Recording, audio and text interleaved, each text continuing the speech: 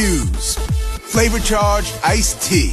The break in the case of a missing Arkansas real estate agent. She disappeared after going to meet a prospective buyer, and now a warrant has been issued for the arrest of a suspect. ABC's Ryan Owens has the latest from North Little Rock, Arkansas. Good morning, Ryan. Robin, good morning to you. People down here are so very worried. You see this woman's picture here at her real estate office. People are also heartbroken at the news that police had their suspect, but he got away. Arkansas police are desperate to find this man, 33-year-old Aaron Lewis, now accused of kidnapping real estate agent Beverly Carter, who hasn't been seen since Thursday when she met a prospective buyer at this house outside of Little Rock. We're actively looking for him. If anybody knows his whereabouts, we're asking them to contact the sheriff's office.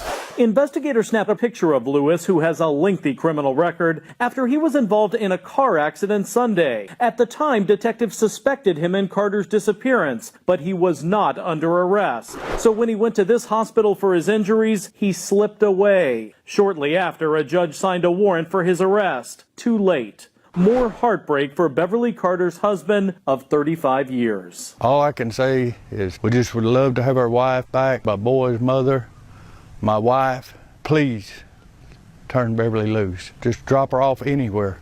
Detectives will not say why they suspect Lewis or if they have any new information about what happened to Beverly Carter. Her SUV found in the driveway of that home she was showing, her purse still inside. One thing gone, her cell phone, and police say it's been key. Sorry, phone been dead. Carter's husband received several texts from his wife's phone after midnight the night she disappeared. Having drinks right now. Text messages, he says, just don't sound like they came from his wife. She wasn't a big drinker. I knew she was in trouble. Since that night, police and hundreds of Carter's friends have scoured the woods for any sign of the mother and grandmother. This morning, police have another search to worry about for the suspect who just slipped through their fingers. And this morning, Carter's friends are vowing they will keep searching for her. They'll gather at 9 o'clock this morning, as they have for the last couple of mornings. Meanwhile, police will obviously focus on their own search for that young man they believe knows what happened to her. Robin. All right, Ryan, thank you. ABC's Dan Abrams joins us now with more on this. Okay, the suspect, the link to this case. So frustrating, right? They had him. They had him right there at the hospital, and he gets away. You have to believe that it's likely some sort of phone records or email records that led him to him. The authorities seem pretty definitive that they believe he's the guy. And remember, they had to set up this appointment somehow.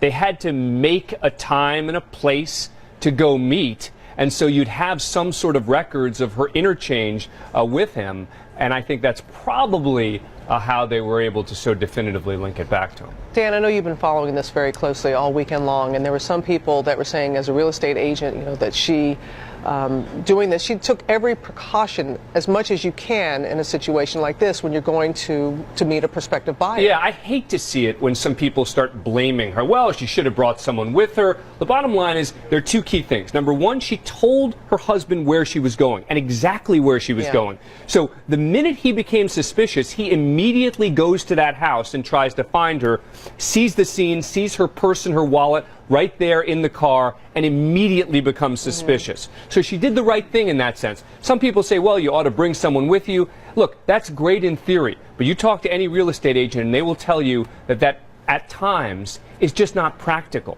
So, look, is this going to change people's thinking? Absolutely. But I think that blaming her in any way, shape, or form is completely unfair. I agree. All right, Dan, thank you very much.